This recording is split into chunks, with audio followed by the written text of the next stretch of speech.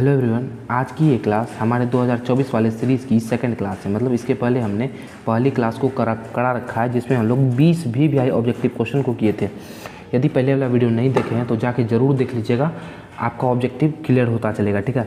और हमने टारगेट रखा है कि किसी भी तरह से 30 से आपका 40 दिन में जितना भी ऑब्जेक्टिव बोर्ड एग्जाम में पूछा जाता है, इंपॉर्टेंट है बोर्ड एग्जाम को लेकर के, सारा ऑब्जेक्टिव आपका करा दिया जाए। तो उसी का आज पार्ट सेकंड है। वीडियो को कंसिस्टेंसी के साथ में एंड तक देखिएगा, आपका ऑब्जेक्टिव में एक भी डाउट नहीं बचेगा, ठीक है। चलिए तो थोड़ा सा और समझते हैं। हम लोग फिजिक्स पढ़ रहे थे, साइंस का तो शुरू किए थे, लेकिन साइंस में भी 3 पार्ट है, फिजिक्स केमिस्ट्री मैथ। तो हम लोग फिजिक्स पढ़ रहे थे जिसमें हम लोग 20 ऑब्जेक्टिव किए थे। देखिए इसका PDF आपको कल मिल गया होगा टेलीग्राम चैनल पे, अनुराग मैथ इंस्टीट्यूट नाम है टेलीग्राम चैनल का।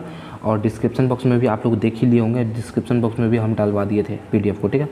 चलिए तो शुरू करते हैं इंपॉर्टेंट ऑब्जेक्टिव क्वेश्चन को। तो आपका पहला क्वेश्चन है, यह आवर्धन होना चाहिए। आवर्धन का SI मात्रक होता है। देखिए आवर्धन बराबर सूत्र क्या होता है बाबू? आवर्धन बराबर सूत्र होता है H'/H। H' मतलब प्रतिबिंब की ऊंचाई, उसको मीटर में नापते हैं। H मतलब वस्तु की ऊंचाई, उसको मीटर में नापते हैं। मीटर से मीटर कट गया, कुछ मात्रक बचा नहीं बचा, तो इसका क्या हो जाएगा? मात्रक विहीन होगा। ऑप्शन नंबर इसका D सही जवाब हो जाएगा। उम्मीद है ये क्वेश्चन आपको समझ में आया होगा। चलिए अगला क्वेश्चन है, नई कार्तीय चिन्ह परिपाटी के अनुसार दर्पण के सामने रखे वस्तु की दूरी दी जाती है। दर्पण है, इसके सामने में जो वस्तु रखा जाता है, इसका दूरी हम लोग क्या लेते हैं? तो हम लोग जानते हैं कि भैया दर्पण के इधर का सब दूरी माइनस होता है और इस तरफ सब दूरी प्लस होता है। तो इधर न वस्तु रखेंगे, सामने ये रखेंगे, तो ऋणात्मक लेंगे, माइनस लेंगे। ऑप्शन नंबर C इसका सही जवाब हो जाएगा। चलिए अगला क्वेश्चन है, निम्नलिखित प्रकाश के रंगों में किसका अपवर्तनांक सबसे अधिक होता है? तो देखिए सबसे ज़्यादा अपवर्तनांक जो होता है वो बैगनी रंग का होता है। ऑप्शन नंबर इसका C सही जवाब हो जाएगा। तो आपका अगला क्वेश्चन है, कौन सा लेंस अपसारी लेंस भी कहलाता है? मतलब किस लेंस को हम लोग अपसारी लेंस बोलते हैं, ठीक है। तो देखिए अवतल लेंस को अभिसारी बोला जाता है। क्या बोला जाता है बाबू? अभिसारी लेंस। तो याद रखेंगे आप लोग, इसको अभी कॉपी में नोट करते हुए चलेंगे। जो इंपॉर्टेंट है, जो याद नहीं होता उसको लिखते हुए चलिए, जो याद है उसको सिर्फ रिवाइज करते हुए चलिए। तो अपसारी लेंस किसको बोलते हैं? अपसारी लेंस बोलते हैं उत्तल लेंस को। ऑप्शन नंबर इसका B सही जवाब हो जाएगा। चलिए अगला क्वेश्चन है, दंत विशेषज्ञ किस दर्पण का उपयोग मरीजों के दांत का बड़ा प्रतिबिंब देखने में किया करते हैं? मतलब दांत देखने वाला जो डॉक्टर होता है वो किस दर्पण का उपयोग करके जो है दांत का बड़ा फोटो देखता है? तो देखिए बड़ा फोटो बनाने के लिए कैसा दर्पण चाहिए? अवतल दर्पण चाहिए। तो यहाँ से हम लोग पकड़ लिए कि बड़ा फोटो बनाना है, मतलब अवतल दर्पण। ऑप्शन नंबर C सही जवाब हो जाएगा। अगला क्वेश्चन है, यदि किसी पिंड का प्रतिबिंब का आवर्धन ऋणात्मक है तो उस प्रतिबिंब की प्रकृति क्या होगी? बोल रहा है यदि प्रतिबिंब का आवर्धन मतलब m का मान माइनस में आ जाए तो प्रतिबिंब का प्रकृति कैसा होगा? वास्तविक और उल्टा होगा। वास्तविक सीधा होगा, आभासी सीधा होगा, आभासी उल्टा होगा। देखिए m का मान जब माइनस में आता है तो इसका मतलब ई तो होता है भैया कि प्रतिबिंब जो है उल्टा बनेगा। अब उल्टा खोजिए कहाँ का है? उल्टा एक यहाँ है, उल्टा एक यहाँ, ई दोनों तो होगा नहीं। अब आप ही बताइए, उल्टा जो भी फोटो होता है वो क्या होता है? जब भी प्रतिबिंब उल्टा बनता है तो वास्तविक होता है। तो ऑप्शन नंबर A सही जवाब हो जाएगा। उल्टा प्रतिबिंब हमेशा वास्तविक होता है और सीधा प्रतिबिंब हमेशा काल्पनिक होता है। याद रखेंगे तो कैसा होगा? वास्तविक और उल्टा। ऑप्शन नंबर A इसका सही जवाब हो जाएगा। अगला क्वेश्चन है आपका, लेंस में मुख्य फोकस की संख्या कितनी होती है? देखिए कोई भी लेंस बना लीजिए, इसमें हम बताए थे आपको, एक फोकस इधर होता है F1, इधर एक फोकस इधर होता है F2। तो कितना फोकस होता है? 2 फोकस होता है। ऑप्शन नंबर B सही जवाब हो जाएगा। चलिए अगला क्वेश्चन, सर्च लाइट का परावर्तक सतह होता है। अब सर्च लाइट कहते हैं किसको है? तो आप लोग देखे होंगे खदान सब में जो काम करने जाता है, कोयला खदान हुआ, उस सब में टोपी में, उसका हेलमेट में एक टॉर्च टाइप का लगा होता है, वही होता है सर्च लाइट। अब इसमें कौन सा दर्पण, कौन सा सतह उपयोग में आता है उसको समझते हैं। देखिए सर्च लाइट का काम है किरण को एक जगह इकट्ठा करना, तभी नहीं यहाँ पर वाला वस्तु को देख पाएंगे, यहाँ पर देखना है तो इसमें यदि हम लोग उत्तल लेंस लगाएंगे तो उत्तल लेंस का काम है किरण को फैला देना, तो इससे तो काम नहीं बन पाएगा।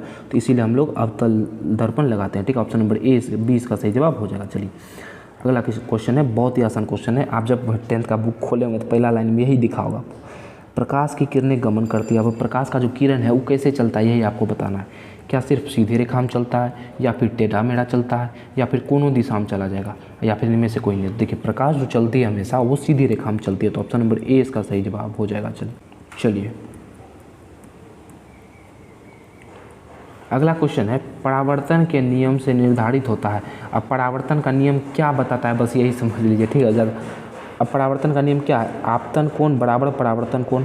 परावर्तन कोण बराबर अपवर्तन कोण, आपतन कोण बराबर विचलन कोण, इनमें से कोई नहीं। तो आप ही बताइए बाबू, परावर्तन का जो नियम है वो क्या कहता है? वो कहता है कि आपतन कोण परावर्तन कोण के बराबर होगा, मतलब ऑप्शन नंबर ए तो सही है। अपवर्तन कोण का कहीं जिक्र नहीं है परावर्तन का नियम में, विचलन कोण का भी कहीं जिक्र नहीं है, तो ऑप्शन नंबर खाली ए इसका सही जवाब हो जाएगा। चलिए अगला क्वेश्चन है आपका, किस लेंस के द्वारा सिर्फ काल्पनिक प्रतिबिंब बनता है? मतलब कौन सा लेंस लगाएंगे जिसमें खाली काल्पनिक फोटो बनेगा? तो देखिए उत्तल लेंस जब हम लोग लगाए थे तो ई क्या करता था, किरण को इकट्ठा करता था, जिसके वजह से किरण ओरिजिनल में कट जाता था, तो इससे तो हमेशा बनेगा वास्तविक प्रतिबिंब। तो हम लोग को काल्पनिक फोटो बनाने के लिए लगाना पड़ेगा उत्तल लेंस के, अवतल लेंस कैसा लगाना पड़ेगा? अवतल लेंस। ऑप्शन नंबर इसका बी सही जवाब हो जाएगा। अगला क्वेश्चन है, एक उत्तल लेंस होता है। अब एक उत्तल लेंस कैसा होता है, पहले फोटो बना लिया जाए। उत्तल लेंस ऐसा होता है, अब बोला कैसा होता है, सभी जगह समान मोटाई का होता है, सब जगह समान ही मोटा है, यहाँ ज़्यादा मोटा है यहाँ कम मोटा है, ये नहीं होगा। बीच की अपेक्षा किनारे पर मोटा होता है, मतलब बीच में कम मोटा, बोल रहा है किनारे पर मोटा होता है, उल्टे बोल दिया ये तो। किनारे की अपेक्षा बीच में मोटा होता है, मतलब किनारे में पतला होता है, बीच में मोटा होता है। ऑप्शन नंबर इसका सी सही जवाब हो जाएगा। चलिए अगला क्वेश्चन है, 1 मीटर फोकस दूरी वाले उत्तल लेंस की क्षमता कितनी होगी? तो देखिए क्षमता मतलब पी बराबर सूत्र होता है 1/f।